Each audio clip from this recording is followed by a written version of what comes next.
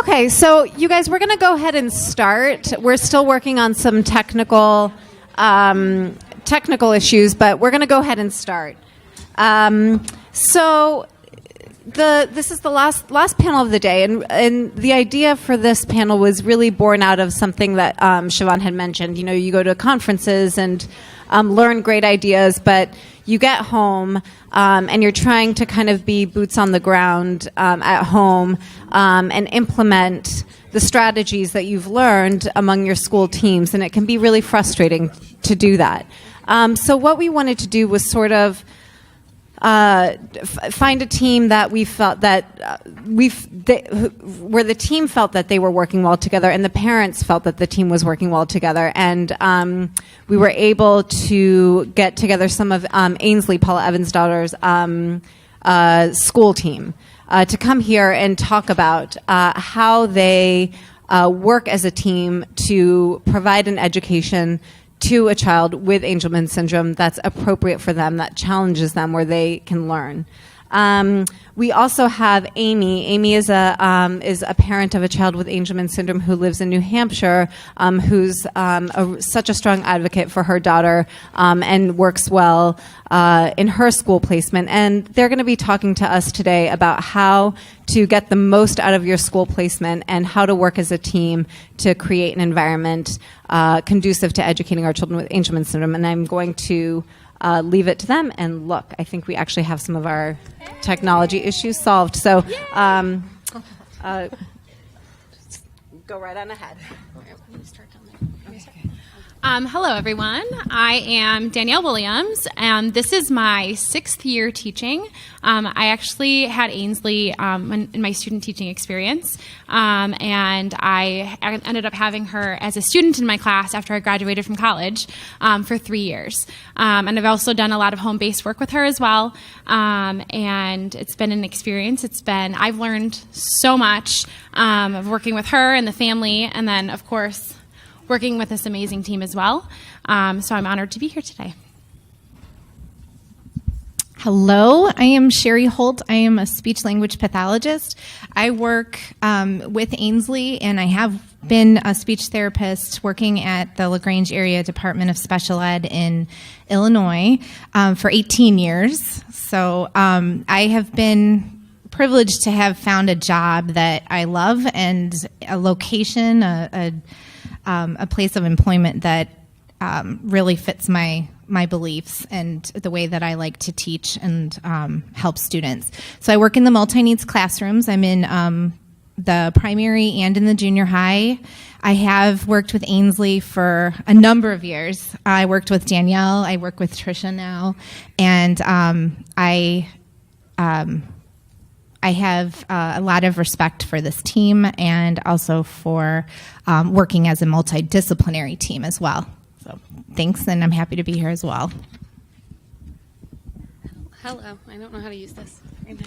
Hi, my name is Trisha Brawley. I am Ainsley's current teacher. I am a middle school multi-needs teacher. I have my bachelor's in special education, and I'm currently working on my master's in special education with a focus on multiple disabilities and transition. I really love what I do. I love working with students in a variety of areas. I'm super excited to be here and hear your questions today. Hello, my name is Amy Girouard, and I live in Concord, New Hampshire with my husband, Chuck Crush, and our 2 children, Josh Girouard and Allie Girouard. Allie is almost 11 years old, and she experiences Angelman syndrome. And today I'd like to talk with all of you about how we've been able to collaborate with the Concord, New Hampshire School District to create a truly fully inclusive educational experience for Allie and how that's been working for her. And I'd like to thank FAST, and I'd like to thank the panelists up here. It's been a lot of fun getting to know them, and I look forward to hearing all of your questions. Believe it or not, we all met each other, well, we work together, but we met Amy about an hour ago. So they're awesome. Also, really quick, we put our presentation up on Google Drive, so here's just a quick link to some of the stuff we have up there, we have some links to some lesson plans and some different things we do in our classrooms as well. So, all right. Ready for your video? Sure. If you can just, I'll set it up. So Allie was diagnosed at 11 months of age with Angelman syndrome, and at that time, like probably many of you, I was told that Allie would have no hope of a full life. She would not be walking, she would not be talking, she would not have friendships. The best I was told is to give her choices. And that was devastating. It took me a while to come back around. I was grieving for a while.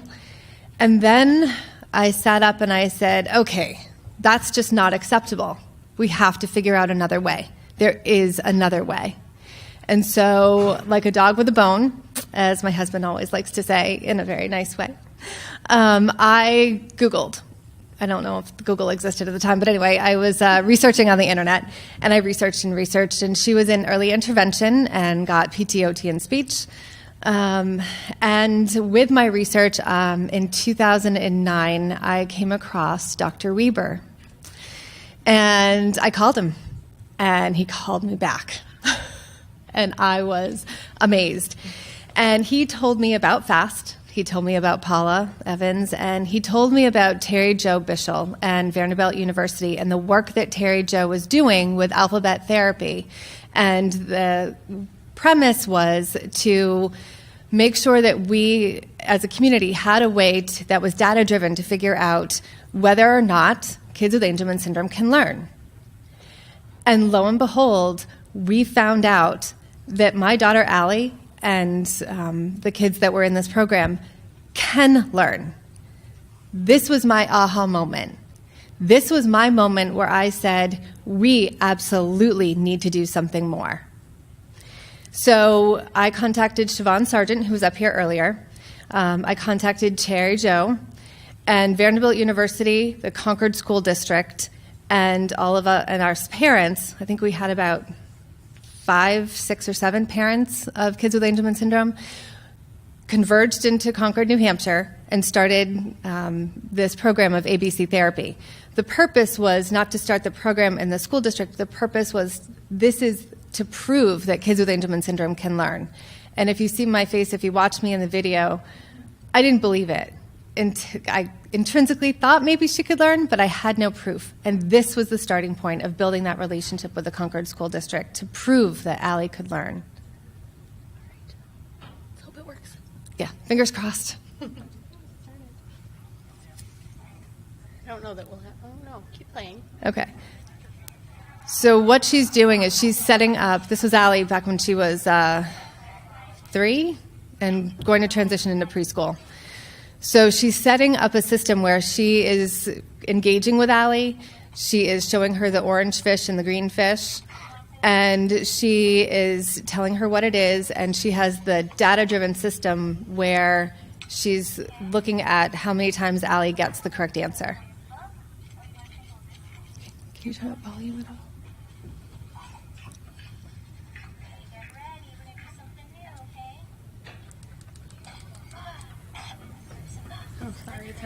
That's okay. Sorry, it's hard to hear, but what she's doing is she is engaging Allie, making it fun.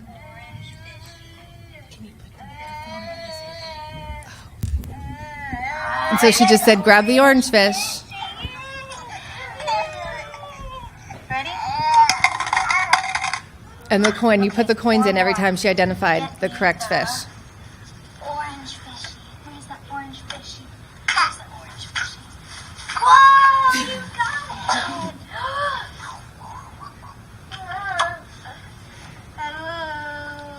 it! That was a pivotal moment for us. That was a pivotal moment because that gave me proof that Allie could learn. And it set up her whole educational trajectory to where she is now in 5th grade, going into 6th grade next year.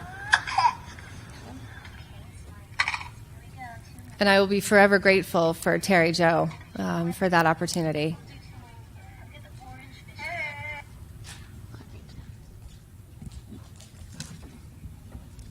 Okay, so a lot of people ask, I don't have a multidisciplinary team. How do I get that? And I know that so many people and so many educators and parents hear this word or phrase all the time, but unfortunately they don't ever get the chance to ever experience what multidisciplinary is. We are very lucky in the fact that we have such an amazing program with so many educators and parents that are so dedicated to providing an environment for students that is that provides growth and support, and we really use our collaboration as a team, and then the collaboration from home to better support our students here at school. So this approach is so crucial across environments in order to provide a functional and supportive learning environment. And all individuals involved in this kind of teaching contributes to the achievement of students' growth. So I think it's so important that this type of team is expected from all team members because it provides a value and it helps discuss problems and challenges with such varied perspectives. As a teacher, we don't get to see children at home, and as parents, oftentimes you don't really get to see them at school. So by using this approach, we're able to get the ideas from home. Parents are able to get some ideas from school and be able to use these things so we're able to support our students as best as possible. Go ahead and go to the next slide. A lot of people. Yeah, it's a lot of people. We talk about this a lot, and we say, you know, multidisciplinary doesn't just include the teacher and the parent and the student. There's so many people involved that go into providing such supportive environments for our students. Did you want to share a little bit about what we have on our team? Sure. So our multi-needs program, we have always done the multidisciplinary approach, and typically everybody that you see on this screen is part of our invites. So I would encourage everybody, if you don't already have a team in place and an administration that embraces this type of a model, I would encourage you to start here, making sure that every single person that is part of that team gets an invitation to collaborate with the team as part of the IEP, as part of any form of evaluation. And this is something that you can expect. So make sure that you are advocating for this if you don't already have this in place. Students are part of the team. So it is definitely something that if the child is able, we expect them, especially when they're older, to be a part of their own meetings. They sign in, whether that means using a name stamp on their IEP sign-in form, making sure that they are hearing what we are saying about them and having an opportunity to be part of this collaboration. Family especially, parents, definitely go to every single meeting if you at all possibly can. I know that seems so obvious, but a lot of times we do run into situations where a parent signs an IEP having never been at the meeting and then reads it at some time later and then, you know, has the questions. I would encourage everybody, if at all possible, make sure that you're present at that meeting with the team. And if you can't be, try to set up a few different alternate dates so that you can make sure you're there. You know, I know it's difficult with work schedules.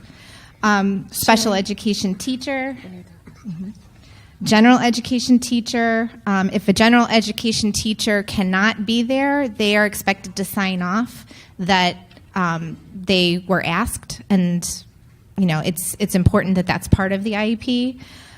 Speech pathologist, all the therapies really, occupational therapist, physical therapist as appropriate, assistive technology, consult or direct minutes depending on how your district sets that up. Administrators, of course, from the special ed district, the co-op, and also the your home district if you're outplaced should be expected to attend or be part of the invitation. Social worker, psychologist, paraprofessionals, someone that is working that closely with your child should be invited to give a perspective, a daily account. They should be invited to these meetings. It's important. Classroom nurse, if appropriate, outside therapists, and adaptive PE teacher. Sometimes there's music therapists involved, but make sure that everyone's getting an invitation and getting some of this paperwork, because it's important to have these meetings year to year and show progress over time. So one of the things as a parent, it is really clear that we need all of these people to support our child. But how many times have you walked into an IEP meeting feeling like you were going to the principal's office? Me. I feel sometimes like when we walk into that IEP meeting, it's scary. And I've been doing this since she was in preschool, and it's still hard because we have these professionals who know our child so well, and we can come in and I feel like, well, yeah, I'm just the mom. And I was told once at an IEP meeting, you're never just the mom. The child, your child is the central part of the IEP. Everything else revolves around your child. Every person on that team should be there in support of your child. And as a parent, you have a right and an obligation to advocate for your child and build those relationships with the team. And as part of the team too, we've been talking about this at length. As part of the team, we need you. We need your input as much as we need each other's. There's things about your child at home, what they're doing at home, equipment that they might be using at home that we could benefit from using at school, likes, dislikes at home. These are all things that can really help the progress of any kind of therapy, of any kind of teaching. We definitely, we look forward to doing that. So I don't want anyone to feel like their input is not as valuable or as important as anyone on that team. I know there's been a few times where I've had conversations with parents and outside therapists even, and other educators when we're talking about, are you coming to the IEP meeting? And they look at me like, well, I'd never thought about inviting them, especially outside therapists. I hear educators all the time say, well, I don't really feel like it's necessary for them to come to the IEP meeting, which I find so, I don't want to say ridiculous, but I think it's so important that we have outside therapists coming to the school IEP meetings. They see the child in such a different setting than we do. They have so many other strategies that are so beneficial that might assist us at school. And that collaboration piece I find so important. Those outside therapies, they're working on at home. They're working on outside in the community. They're working on everywhere except for at school. And I think it's so important that that collaboration between the therapists outside and the therapists at school and the education team in general have that open communication so we can share, the growths that we see day to day. What's that? The full picture. Yeah, see the full picture of the child. So that's definitely very, very important.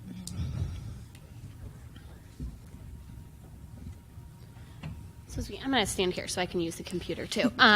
So when we talk about what should be included in any program, and these are the strategies you see when you go to conferences or different learning opportunities to see what's best practice and what's going on. And then if it's not there, we'll talk a little bit about like how you get those opportunities. So curriculum aligned with grade level standards is incredibly important to have. For any child, any age, they have the right to have access to grade level standards. Classroom designated technology that's not student specific, so it's just in the classroom utilized for different parts of your day.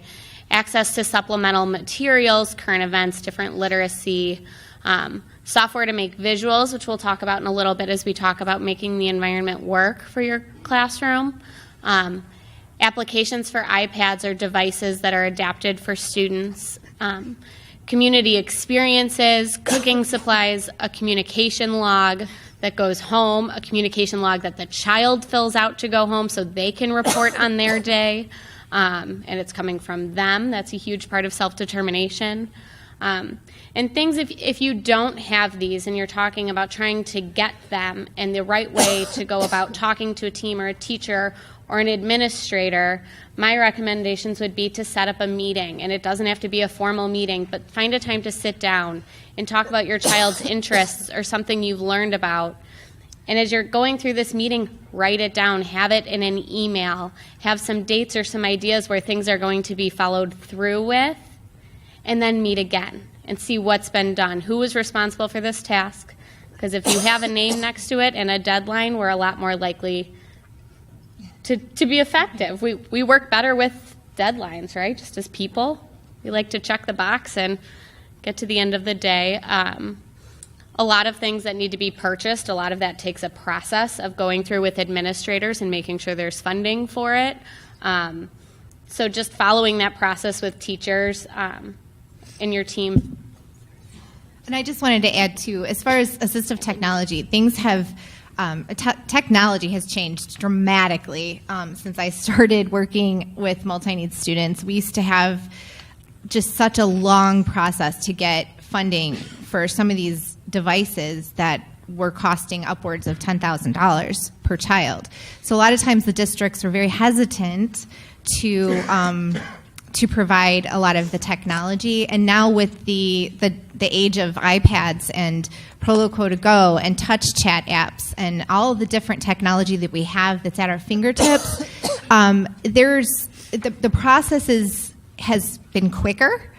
We still have to provide data-driven support to get these in the schools, but just know, just from a school point of view as well, that the process of getting those devices approved by the district, there is a specific protocol to get there. So it may not be as quick as everybody would like it to be, including the therapists, including the children, including the staff, but if there is a process that has been initiated, don't be afraid to ask timelines. Ask, has the paperwork been submitted? When is the estimated delivery date? Who is going to pick this up? Is it going to be delivered to the school? Just make sure that you're asking those types of questions as part of the team, so that everybody is made accountable for making sure that data that needs to be collected is collected, and the paperwork necessary to get the grants or get the funding to purchase those technology pieces in place.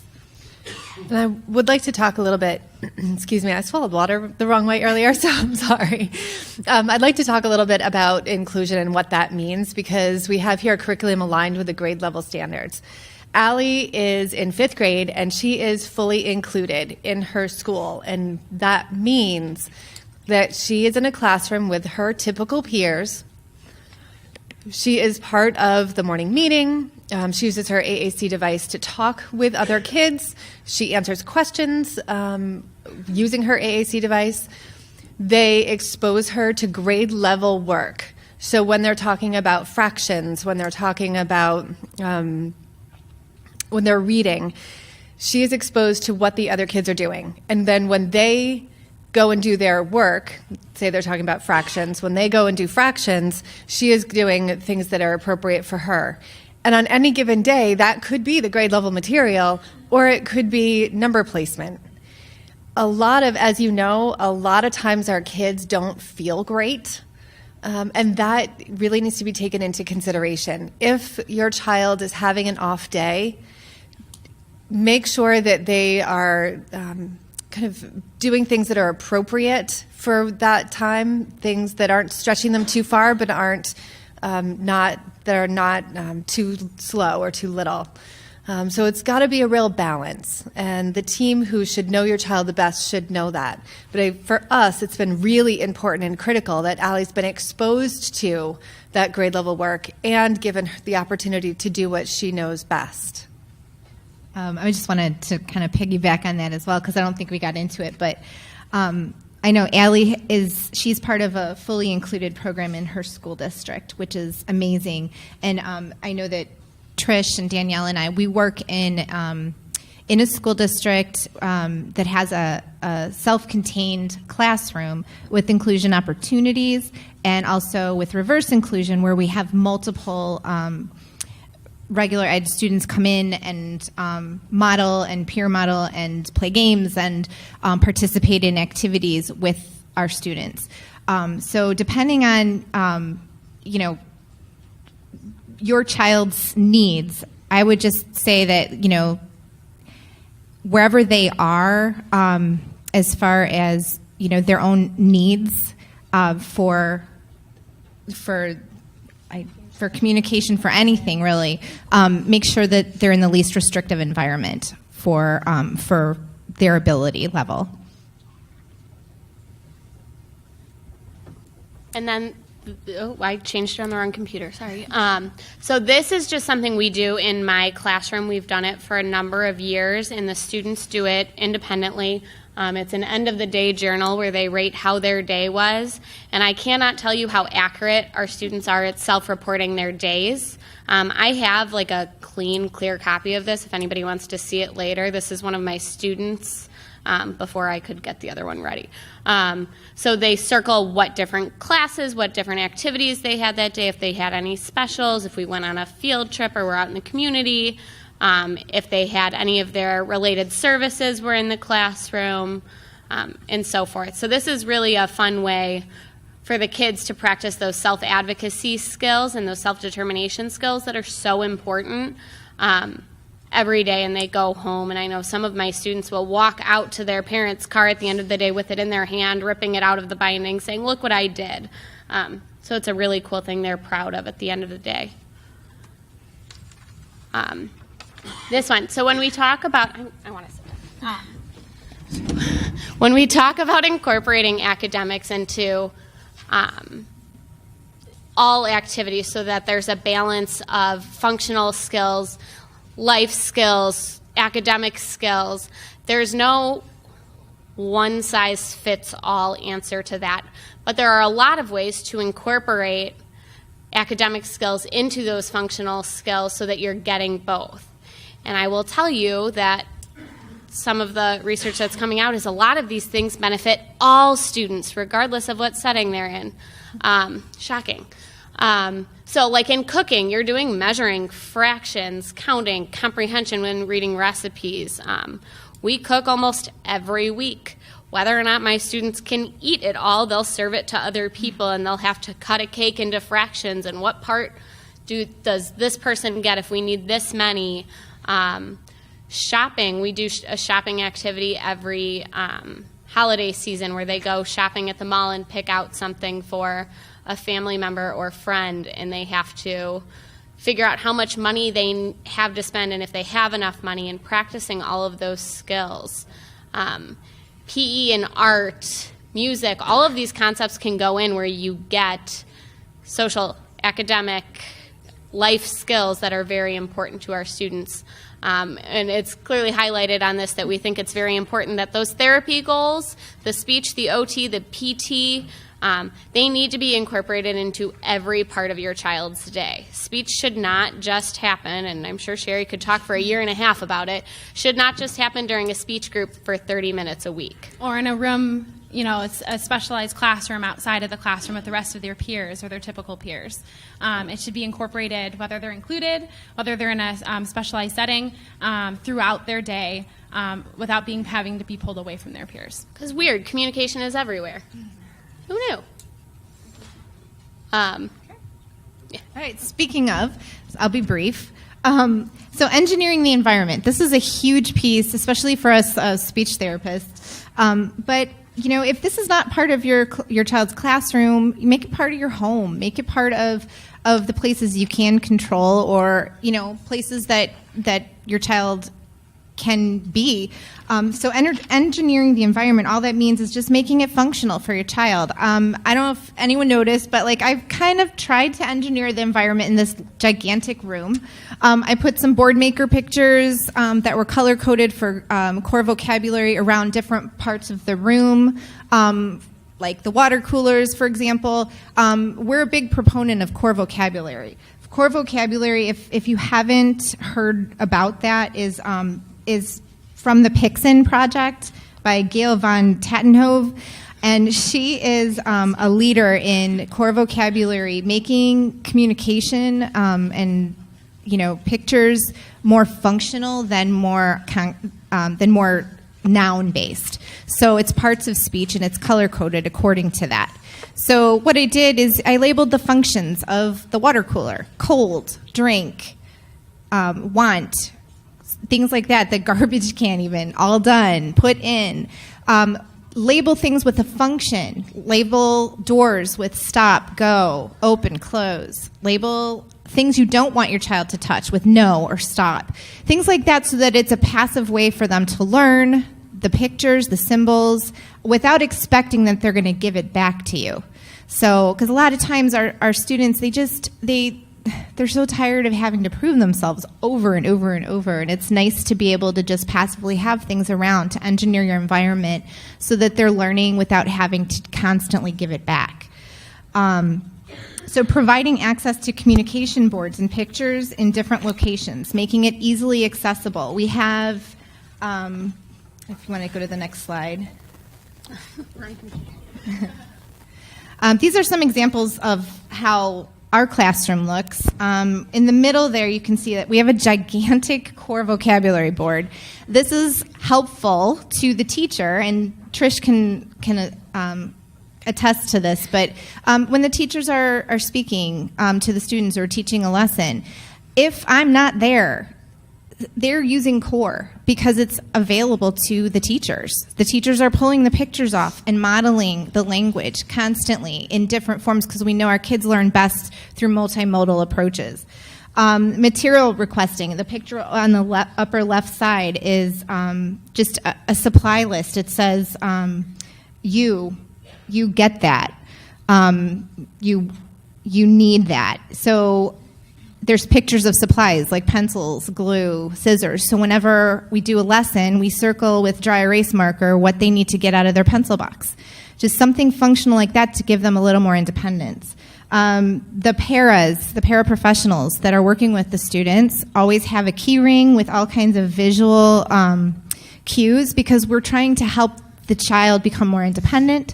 And by doing that, they're not inundated with so many verbal cues. And this is very difficult for paraprofessionals, so it's important to train anyone working with your child, the paraprofessionals, with the expectations for how to cue each individual child and why we do core vocabulary. They need to understand just as much as anyone else on the team why we do what we do, not just do this, do that. Why do we do it this way?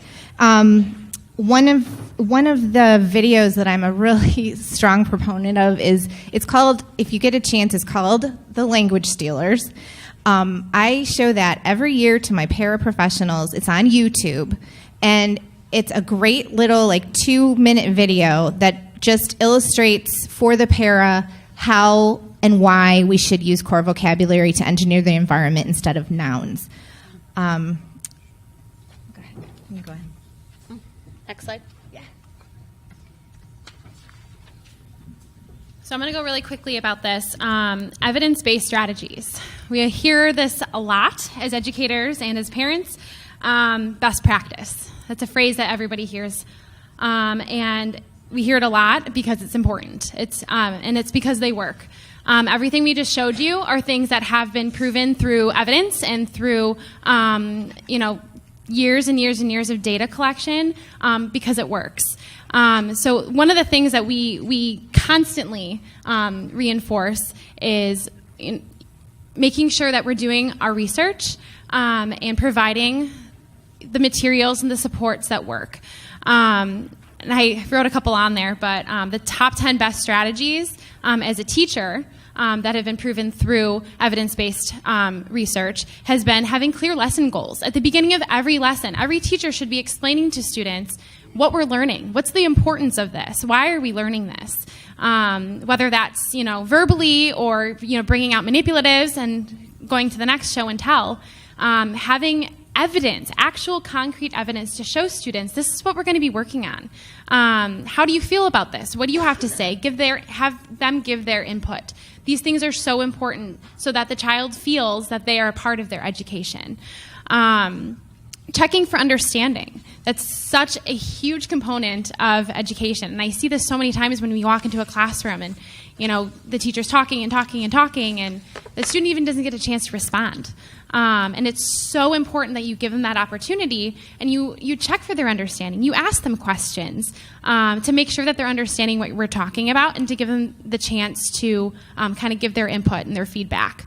Practice. Practice, practice, practice. We know the phrase practice makes perfect, and nobody's perfect, but the more practice that we have, the more growth we're going to see. So it's so important that we practice at home, we practice in the community, we practice at school, you practice with your peers. These things are just so vital to increasing growth. My biggest thing is being flexible. Flexibility is tough. It's difficult for educators, it's difficult for parents, it's difficult for our students. Being flexible is a pain sometimes. But it is so important that we are being flexible for our students so we're able to provide a day that is... Well, and just like Amy was saying before, like if your child is had a hard night and didn't sleep well, exactly. like make sure you communicate that with the school team in the morning with an email or a note in the notebook, or if you drop off your child that way, so that if it's not immediately recognizable, they know what to expect. Because I have some kids that can fake it, and then we crash and burn, and there's no school-based reason for that. But if I know that this child didn't sleep at all last night, well, you only have so much energy if you got no sleep. Like, I know I don't function well, so how do I expect? And if they can't communicate that with me, please make sure you're, very honestly communicating that with teachers and any member of the team. It's super important. Oh, next slide.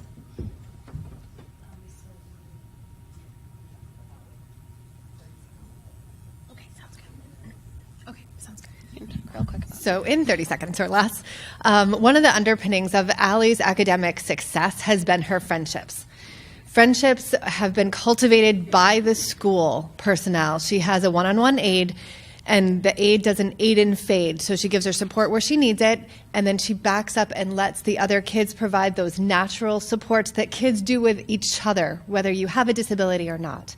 And so these are two of my favorite pictures of Allie because she is included. She's there at a birthday party at the trampoline place, and the picture of her and her best friend Molly at Halloween Howl in downtown Concord.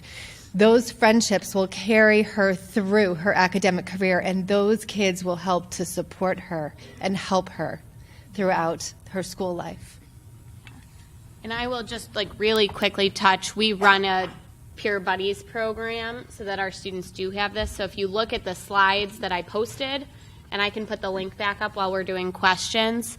But we've got a little quick how we did getting a kind of reverse inclusion peer partners program that has been ridiculously successful. I've currently got 17 peer partners I'm trying to fit into our day and make meaningful experiences for everyone. And how did you, I just wanted to clarify, how did you get them to come to the classroom? What was the process? To share. When I got administrator approval to make sure I could pull students out of their study halls, so they're coming a couple times a week during their study halls through any part of their day. So if they want to come in, regardless of what we're doing, they can come be a part of our classroom for that hour, 45 minutes, whatever it is. They can come in. I cannot, and they know this, they have to be academically clear, in the clear to ditch study hall to come hang out. But we've had some incredible friendships made where now students are going over to each other's houses on the weekend. So inclusion can happen in a ton of ways. It can, and it's beneficial to everybody. So that. All right, I'll leave that link. There's the link. Nicole, were you able to pass out the article? Okay. There's a newspaper article going around that I hope you have a few minutes to read. It's about Allie and her friendships and how we were able to do that in Concord. So we just have a few minutes. We just have a few moments unfortunately, because this was so amazing. But I just wanted to be able to open the floor up for questions if anyone had any questions that they wanted to pose to the team.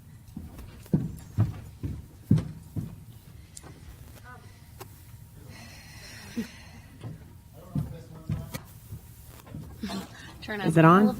Okay. What are good mainstreaming activities? I have an 11-year-old that just started 6th grade, and we're still really struggling on what mainstreaming activities. So right now he's doing PE. I've asked to also have him included in music, but I'm, all the way into the year, halfway through the year, and that still hasn't happened. What are other good activities? Sure, because I do that. So we have students included in music, art. I've got one in band, and this doesn't necessarily mean like I have students that are nonverbal in choir, and they love choir, and they will at the end of an activity use their communication device and talk about what they heard. I heard high notes, I heard low notes. So there's different ways to facilitate what your child is able to do and their interests. So taking those interests, I think, is especially important, especially to start with a good experience and then increase time as you go would be probably my best recommendation. Yeah, start small. Maybe see if you can get some mainstreaming in for a couple days a week with their favorite, more motivating class, and then then see if you can gradually increase more, because sometimes it's a lot of pressure too on the student. I was just going to say really quickly, some of the best times to incorporate, if you haven't started already, is during the holidays, during special times throughout the year when classrooms are having parties or when they're having activities or games going on. These are some of the best times to bring students in because there's so many fun activities going on that are motivating and exciting, and those are the times too that you get other students interacting with each other and start to build relationships before you start pushing in for some of those bigger activities like art and music and classes and things like that. So that's a really, really great place to start. And for Allie, she is going to be part, and she always has been, but part of the winter concert. And because she obviously can't speak, she does have the AAC device, but we wanted her to have something that was meaningful for her. And I think you have to go back and ask yourself and try and ask your child or be a detective, what's meaningful? And so for her, meaningful is she's going to hold an instrument and she's going to have maracas or something to bang on. And as a backup plan too, she's going to dance because part of the winter concert is about dancing and she loves to dance. So use your child's strengths to figure out how that mainstreaming could work. Wondering, how do you get school staff on board with some of this stuff? I am an itinerant teacher, so I travel to different schools, and I see the importance in all of this. And a lot of teachers are super willing, and a lot of therapists are super willing to say, oh yeah, that sounds great, that makes perfect sense, let's do it, and they implement it. And others don't. And I'm just wondering if you have any pointers. I think the best example I can give is to start somewhere where somebody is very willing and where you're going to see a great outcome from it, and then give them a lot of attention for that and be like, hey, this wasn't that hard. Like, this isn't generating a ton of extra work for you. This isn't, and look at the effects. You've got a happier class. You've got students who are participating. You see a decrease in behaviors. You see an increase in academic time. So if you start somewhere where you're going to see great success, other teachers will start to buy in, has been my experience. Okay, so start small. Yes. I've also, just to kind of bounce off that really quick, throughout, a few years of teaching, we had so many educators come in and observe our classrooms. Parents that weren't quite getting what they wanted and said something and advocated for themselves and for their child, and were able to find people who were having great experiences. And those teams were invited to come and observe and come and see the things that other classrooms had, which I think is extremely important, to have that kind of collaboration between educators across the board, to see that this can happen. Sometimes, educators' hands are tied with certain, situations, but it's so important that they have that opportunity to go and check out other classrooms and kind of have an open forum and a conversation with other educators. So if you get that chance and offer that and say, you know, I've heard about this district, they're doing a really great thing. Is there an opportunity that we can have them come in and check out our room and vice versa? I think that's important. And along the lines of just, you know, keeping it small and starting small, what we said in the beginning was we have some lesson plans that incorporate, I know the one that I posted up there that's on the Google Drive is a holiday themed lesson. It's like asking questions, but it's also like OT, PT. As long as there's another discipline tied into the plan, the lesson plan, and the group lesson or the individual lesson, you have more accountability than just that one teacher that might be giving the pushback. So maybe tie in some more activities that are more multidisciplinary so that you've got multiple angles to work. So I apologize if my question is long-winded, but my son is 2.5 and he started in school. He's just shy of 3, and one of the biggest obstacles that we've had is finding someone that presumes competence. Not to say that they don't, but they're putting a ceiling on him because he can't demonstrate what they want him to demonstrate in the moment. And a lot of that to me is that they're not motivating him properly, and he's a toddler, and he's not going to do what you say when you say to do it. And I need help guiding them to say, please don't stop what you're doing, go past that because I know he can do it. I think, and I'm sure Amy has a lot of great things to say about this, but I think sometimes as educators we get caught in this. We want our child to be successful 100% of the time because that's what the IEP goal is written for. They're going to have 100%. And like, I don't get out of bed every morning when my alarm goes off with 100% accuracy. I hit the snooze button. Like, none of us are perfect. So making sure that our expectations as teachers, and I think that's something like that at some point was pointed out to me in my career, like you can't expect somebody to do something 100% of the time.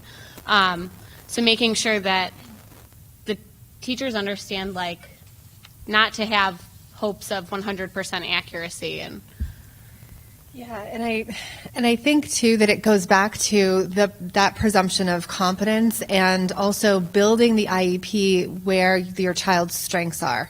So if your child does not enjoy putting one block on top of another, then that may not be a good indication of something that they should be measuring in an IEP. So really work with the team and figure out and be your child's best advocate and figure out where those strengths are and build on those strengths. Also knowing the law, knowing the IDEA, and being able to advocate in a collaborative way, but having the law behind you is really empowering as a parent. Those procedural safeguard packets that you get at every single IEP meeting, make sure you read them because that is going to be a big help in knowing what the school district has to follow through on, as well as the educators. And I was going to mention to you as well, going along the lines of assuming competency should be paramount to any educational team. But if you really think about splinter skills, a lot of students, including, all of us up here, we all have splinter skills. We may not follow the same pattern or same sequence of steps to get to the end result. Some kids I've worked with, they can't identify their letters from a field of 2, but they can read sight words. In the textbook cases of how things are supposed to go with pre-readiness for reading, it shouldn't be like that, but depending on how your child learns, we need to teach to how they learn, not follow these textbook examples all the time, and that's what a good teacher should instinctively know to do. Yeah. Success is not a straight path. It's got like loops and backwards and upside down, and to get to where you're gonna go, And just really quick, I just wanted to kind of throw this out there. Sorry. We're long-winded too. Sorry. So many things I want to share. If you are having difficulty with your team or your school, and you just feel that your voice is not being heard, your child's strengths are not being seen, you're just so frustrated, I really, really, really encourage you, and I'm just going to give you the acronym because I don't know how to what the actual pronunciation of it is, but it's DRDEF. It is a national law and policy center that is dedicated to protecting and advancing your child's rights. So it's extremely important. I'll say it one more time. DRDEF. They're dedicated to ensuring that all children with disabilities get the support that they need in their educational environment, and that the schools are providing that for them. I'm gonna one more question here, and then I'll ask one more question from the online forums. And I'm sorry we're not going to be getting to all the questions. That's very heartbreaking for me, but we do have a time limit. So go ahead. I have a question particularly for Amy. I have a 2.5-year-old, and friendships at the age of 2.5 are sort of like parallel play, even as typically developing children. But how do those friendships evolve over time? I mean, my friends are the same educational level and socioeconomic status as me, and we have a lot in common, right? So how does the friendship between your Angelman child and a typically developing child, what does that look like as they grow older? That's a really good question, and it's been an evolution for us, and we're still working on it. It really helps that the school has helped with those friendships. So they have worked with the kids. They have a sign-up sheet for recess, not to force kids to go out to recess and play with Allie, but because there were so many kids that wanted to play with Allie, they had to make sure that they were doing it in an organized way so that they would get her that friendship support. I think it takes a lot of work as a parent to be able to do that, to put yourself out there, to invite friends to birthday parties, even though it's scary. We've had birthday parties where we've had kids go swimming because that's Allie's strength. She loves to go swimming, so I'm not going to have a birthday party where they're going to play basketball because she wouldn't be able to do that. But have a birthday party, invite friends over, get close to the parents. See what your child can do. So that's one of the reasons why we had the swimming, is because all the kids loved it and it equaled the playing field. So focus on what your child's strengths are versus what their deficits are, and that does help the friendships. But it is hard to put yourself out there. But I would encourage you, because the rewards that you get back and the rewards that your child gets back are tenfold in doing that. I'm going to ask a question that was posed prior to the conference on the online forum. Can folks share what has worked best for sharing highlights between home and school? How can parents support the team to make it as easy or efficient as possible for the team to share highlights from the day or week, going beyond please send more wipes, to sharing what they worked on, moments with friends, etc.? So I send out a survey at the beginning of every year and ask parents how they want to be communicated with, because I have written in notebooks every day and written notes, and parents don't open the backpack, or everybody has busy lives and communication forms are different for every person. So some days I send depending on the parent and the student, I'll send emails, I'll send whatever works for that child. I have one parent who just asked, one time a week, can you give me a call and let me know what's going on? And that's easy. I can easily pick up the phone and talk about everything. So I think working with the parent and finding communication form that works the best for everybody, because again, it's individualized, so that goes for a lot more than just the IEP goals. And from a parent perspective, what we have done is that if we have taken pictures of the weekend of things we've done with Allie, we'll send those pictures in because it's just as important that we understand what happens in their day. It's just as important that the school understands what your child has been doing in their free time and at home with friends and family. And I just have, from a speech point of view, sometimes on your child's AAC device, whether that's an iPad, they have a home and school news button that, if someone, like a para is trained to type in some information, the child can bring that home and practice their access and their conversational turn taking. For children that don't have an or an iPad that has more of a dynamic display. What I've done with the younger kids is I've had the district purchase, like, it's called a step-by-step, and it's a sequencing device. And so we do third person. So at the end of every day, instead of writing in a notebook, the teacher or the para will record on there and say, "Hi, Mom, I'm home," and then the next hit would be, "I had math today, and this is what I did," and then, "How was your day?" Things like that, so that the child, when they go home, is practicing the conversational turn-taking using communication as well. And then the parents can record as their child's voice back to school, so the child can present what they did the night before or on the weekend to the class in their own voice. So that's just another idea that we've used in the past. And this is something that we would do like in our morning meeting. When I worked in early elementary, students would come in and we'd all sit down and, get ready to start our day, go over our schedules, what we're going to be doing for the day. And they would get a chance to socialize and talk to their peers. And this is what I did last night, and share with each other and walk around the room, and especially with the step-by-step, have somebody else touch the button. That conversational turn-taking, like Shari was just saying, just really helps increase that socialization piece and kind of, I would say, also helps with just that confidence piece and that self-advocacy and the self-determination. It's so exciting to be able to see them come in so excited and want to talk about the night that they had before or the weekend that they had, and having that share back and forth is really awesome. Yeah, and I've done that with students where if they're like verbal but maybe not completely intelligible, I'll have them use their words and record their parts of their day, and I might repeat it after they're done talking, but they're using their words, and then they're telling us what they want to about their day, and then I'll add in any notes I need to at the end. Thank you guys so much for sharing your perspectives, and it's very evident that you're really passionate about what you do, and that's just a joy as a parent to hear. And thank you so much, Amy, for everything you've done and for sharing that with us. So that concludes our day. So thank you guys so much for being such great participants, and we'll see you with your party dress and tux suits on tonight. Thank you.